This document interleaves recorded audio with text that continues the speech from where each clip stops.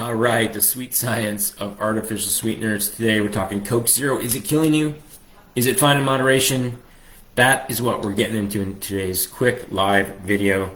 Appreciate you being here. If you're on live, type live below. If you're on the replay, type replay. I have a little bonus grocery guide I can send you just for commenting. That easy. And then that does me a favor by gaming the algorithm so more people see this, because this is the biggest misconception in health and fitness that I've come across.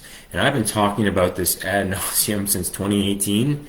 Like, one of my first Winnipeg Free Press columns was on the hard facts of artificial sweeteners and the fact that they're fine in moderation.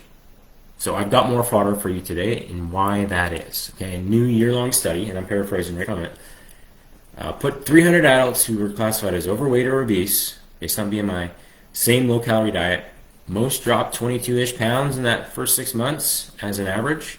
But of course, as you know, the real test is what happens afterwards. Can they retain their results? So one group was split into a diet where they were just told to eat moderately while still including artificial sweeteners as they saw fit.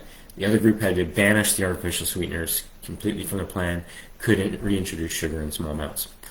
So everything else was the same, no rigid meal plan, there was no tracking, they weren't put in a lab. They were just told to eat healthy. And both groups lost a bit more weight, but after 10 months, the sweetener group kept off about 4 extra pounds, and the best case scenario in that group is a better part of 8+ pounds, whereas the control group gained back most of the weight.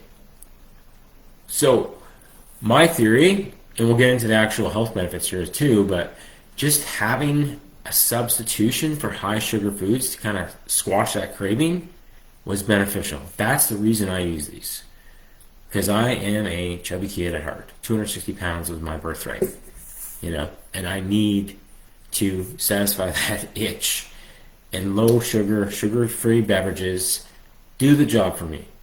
Okay. So what about gut health? I know that's a big one that people say it wrecks your microbiome.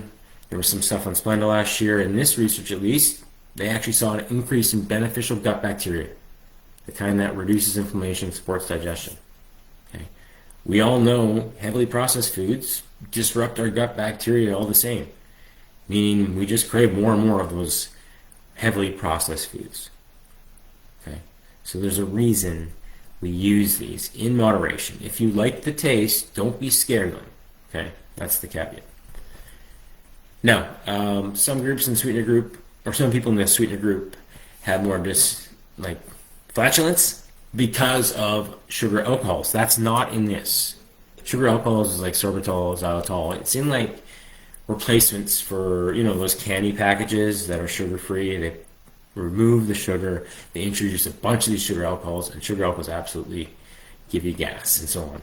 So if that's not your thing, avoid those.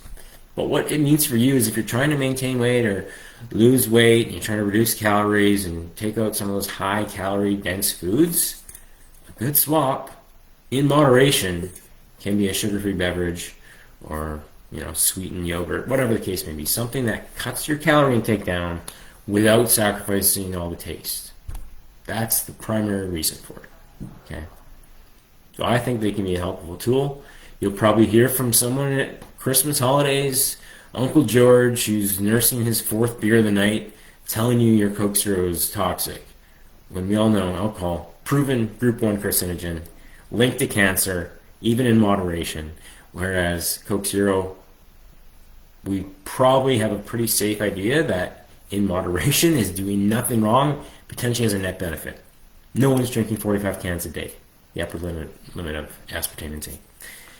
All right, hopefully this was helpful. If you want my grocery guide I talked about off the top, type replay or live below, depending on how you're watching this, and I'll send it over. But bottoms up. If you like it, don't be scared of it.